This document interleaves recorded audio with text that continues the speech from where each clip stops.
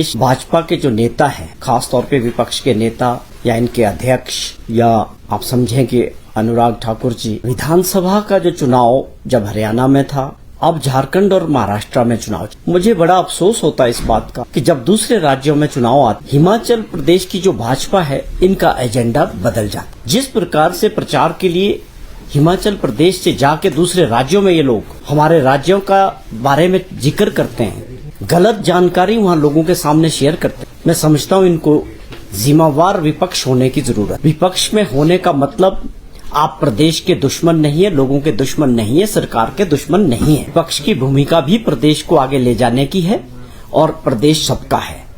जिस प्रकार से ये गलत प्रचार दूसरे राज्यों में जाके कर रहे हैं, हमारी छवि को खराब कर रहे हैं प्रदेश की और जनता की, हिमाचल प्रदेश की, ये अपने आप में बहुत अफसोस की बात है। मैं समझता हूँ इस पे इनको अभी भी इसको समझने की जरूरत है कि आखिरकार ऐसी क्या मजबूरी है। महाराष्ट्र में चुनाव हो रहा है, वहां सरकार थी भाजपा की और उनके जो पार्टियां थी उनके साथ मिलकर उन्होंने वहां राज की। किस प्रकार से महाराष्ट्र में सरकार तोड़ी गई, एजेंसीज के दम पे वहां तोड़फोड़ करके जो सरकार बनाई थी, आज अपना वहां की सरकार अपना कार्ड बताए जनता के बीच कि उन्होंने कहा वहां किस तरह के काम किए, कौन सी योजनाएं महाराष्ट्र में लोगों के लिए लाई। आज ऐसी नौबत क्यों आ रही है कि आपको हिमाचल प्रदेश से लोग नेता इंपोर्ट करने पड़ रहे हैं और वहां उनसे बलवाना पड़ रहा है। इसके पीछे सबसे बड़ी बात यह है कि जो हमने हिमाचल प्रदेश में जब कांग्रेस की सरकार बनी थी, जो गारंटियां हमने लोगों के सामने रखी थी, उनमें से 5 गारंटियों पे 2 साल के अंदर हमने काम शुरू किया है। इसके बारे में हमने बार बार प्रश्न किए हैं विपक्ष के नेताओं से भी कि आप बताएं क्या हिमाचल प्रदेश में ओपीएस लागू नहीं हुई। उन्होंने कभी इस बात का जवाब नहीं दिया जयराम जी ने कि आप एक बार बताएं तो सही कि नहीं हुई। और भी हमने जो 1500 रुपया महिला सम्मान निधि के तौर पे जो शुरू किया, बहुत सारे क्षेत्रों में बहुत सारी महिलाओं को मिलना शुरू हो चुका है। क्या आप उस बात को डिनाई कर सकते हैं? आप गलत ढंग से हिमाचल प्रदेश की इमेज खराब कर रहे दूसरे राज्यों में जाके, ये अपने आप में बहुत दुखी और अफसोस की बात है। ऐसी राजनीतिक मजबूरी नहीं होनी चाहिए। राजनीति अपनी जगह है, सबसे पहले हमारे लिए प्रदेशवासी और प्रदेश सर्वोपरि होना चाहिए। तो ये लोग बाहर जाके जो झूठा प्रचार कर रहे हैं कि गारंटियां पूरी नहीं हुई है, ये अपने आप में गलत है। हमने सब गारंटियों पे 5 पे काम शुरू किया है और उससे आगे जाके पहला ऐसा राज्य बना देश के अंदर जिन्होंने दूध पैदा करने वाले किसानों के लिए स्पोर्ट्स प्राइस की योजना शुरू की। और दूध की कीमतें कितनी बढ़ी? 10 और 15 रुपए लीटर के हिसाब से, जो अपने आप में देश के अंदर एक इतिहास बना दिया। दूध की कीमतें हमेशा 1-2 रुपए का बढ़ोतरी होता था, लेकिन हम ऐसा राज्य बना जिन्होंने 10 से 15 रुपए का वृद्धि किया और साथ में जो है एमएसपी के अंडर इसको लाया।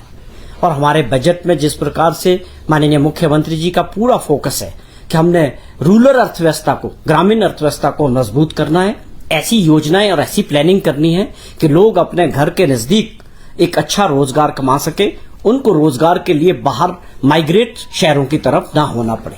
और माताएं जो अपने कृषि से जुड़ी है या पशुपालन से जुड़ी है, उनको अगर हम 10 से 15 हजार रुपया महीने का दूध के बेचने से वो अपने बच्चों की पढ़ाई का खर्चा उठा सकती है, ऐसी योजनाओं पे काम हो रहा है। मैं समझता हूं विपक्ष को अपना सोच को बदलने की आवश्यकता है और जिस दौर से हम गुजर रहे हैं, जो प्राथमिकताएं सरकार ने तय की है, माननीय मुख्यमंत्री जी ने तय की है कि प्रदेश को आगे के लिए आर्थिक स्थिति से सुदृढ़ करना है, मजबूत करना है और उसके लिए ऐसे फैसले लेने पड़ेंगे जो आने वाले समय में उसके रिजल्ट्स आएंगे। उसके लिए 75 लाख लोगों की जहां सबके सहयोग की आवश्यकता है, मैं समझता हूं विपक्ष वालों को भी अपना चश्मा बदल के प्रदेश हित में काम करने की आवश्यकता है। और जहां उनके सुझाव होंगे, अच्छे सुझाव होंगे, जनहित के होंगे, उसको सरकार हमेशा स्वागत करेगी और उनके अच्छे सुझाव पे काम करने के लिए भी तैयार है। तो मैं ये जो नेगेटिव प्रचार भाजपा ने किया है प्रदेश का, हरियाणा में भी और उसके बाद आप समझे कि महाराष्ट्र के और झारखंड के चुनाव में, इसको इनको बंद करना चाहिए और प्रदेश की छवि को खराब करने का जो काम कर रहे हैं उसको जो है रोक देना चाहिए। आप कह रही पूरी तरह से केवल वोट की राजनीति हो रही देश के अंदर, सारी गलत जानकारियां जना के लोगों को भ्रमित करने का प्रचार किया जा रहा है। ये सही है कि वो कांग्रेस पार्टी को एक ताकत के रूप में देखते हैं। इसीलिए प्रधानमंत्री जी को भी गलत जानकारी शेयर करके जो है ये प्रयास किया जा रहा है लोगों को कि कांग्रेस जो है जो बोलती है वो करती नहीं है, जबकि वास्तविकता ये सच्चाई ये है कि कांग्रेस ने जो गारंटियां यहां दी उसमें से 5 पे हमने काम शुरू कर दिया और अगली 5 के भी उस पे काम करने वाले हैं। और माननीय मुख्यमंत्री जी ने इसका जिक्र किया है कि हम 4 साल के अंदर सारी गारंटियों को तो पूरा करेंगे ही, लेकिन उसके बढ़ के काम करेंगे। आप वहीं फंसे हुए हैं, आपको उससे आगे सोचना ही नहीं है कि हम बड़ी योजनाओं पे काम कर रहे हैं, सोलर प्रोजेक्ट्स पे काम कर रहे हैं, या आप टूरिज्म की दृष्टि से देखें, पूरे कांगड़ा रीजन में उसको हमने टूरिज्म कैपिटल घोषित किया है। कितनी योजनाएं वहां हो रही है, उसका कोई जिक्र नहीं करते, उसकी कोई बात ही नहीं करते। लेकिन आपका अपना विजन नहीं रहा, 5 साल आपकी सरकार रही, आपने केवल डबल इंजन की सरकार को कर्जे लेके चलाया, आपका तो विजन था ही नहीं। आप बताएं आपने कौन से फैसले किए थे जो प्रदेश हित में थे, जिससे आर्थिक स्थिति को ठीक किया जा सकता था।